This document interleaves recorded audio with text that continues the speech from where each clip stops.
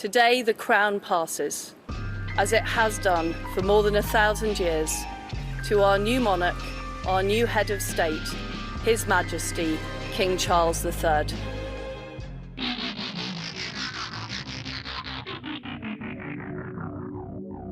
Hello and welcome to What the F*** Just Happened Today, your essential guide to the daily shock and awe in national politics. I'm Joe Amditis, let's get to it. It's Thursday, September 8th, 2022. Welcome to day 597.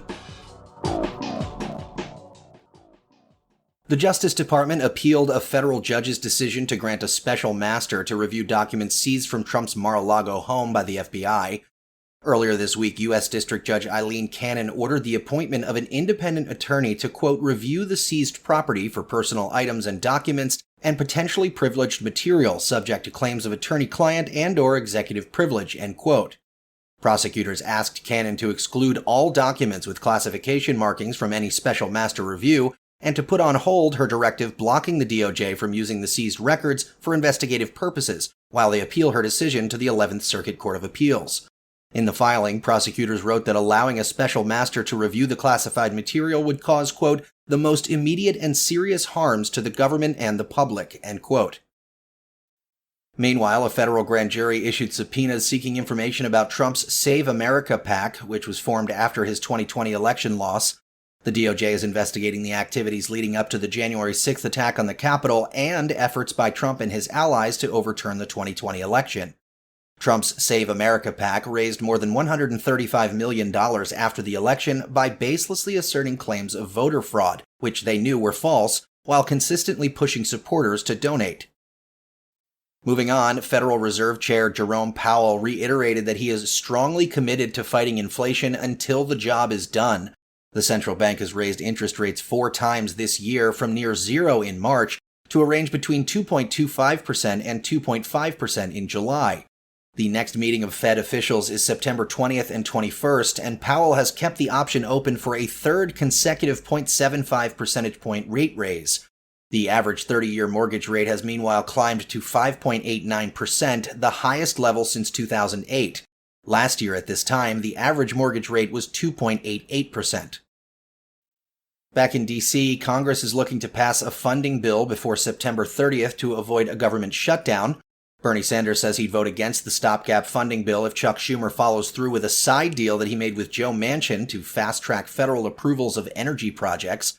Sanders says permitting the reform bill is a huge giveaway to the fossil fuel industry, and that the legislation would make it easier for the fossil fuel industry to receive permits and complete, quote, some of the dirtiest and most polluting oil and gas projects in America, end quote. In order to secure Manchin's support for the Inflation Reduction Act, Schumer promised to pass the permitting reform bill.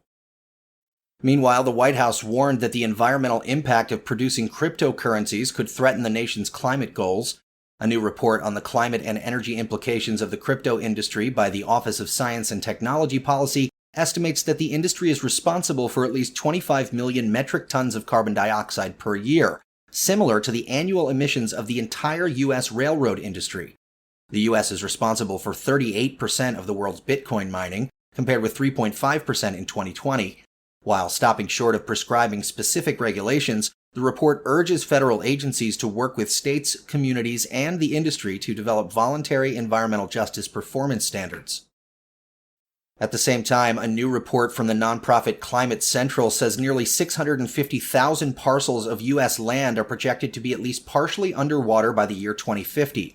As much as 4.4 million acres could fall below tidal boundaries that mark the line between private property and public land by 2050, which could then double by 2100.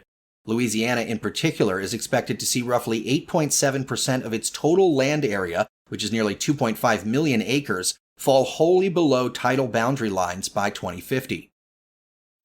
And finally, the Middle East and the Eastern Mediterranean are warming nearly twice as fast as the global average. Temperatures in the region are projected to rise up to 5 degrees Celsius, 9 degrees Fahrenheit, by the end of the century. Europe, meanwhile, recorded its hottest summer in history, its second historic summer in a row. And in the polls, Reuters says 58% of Americans say Trump's Make America Great Again movement is threatening America's democratic foundations. 60% of Republicans say they don't think the MAGA movement represents the majority of the party. And CBS News says 73% of Americans favor maximum age limits for elected officials. About a third of current U.S. senators are 70 years of age or older. That's all for now. You can find the links and sources for all of these stories on the main website. And as always, visit whatthefjusthappenedtoday.com for the latest news and headlines. Until next time, I'm Joe Amditas.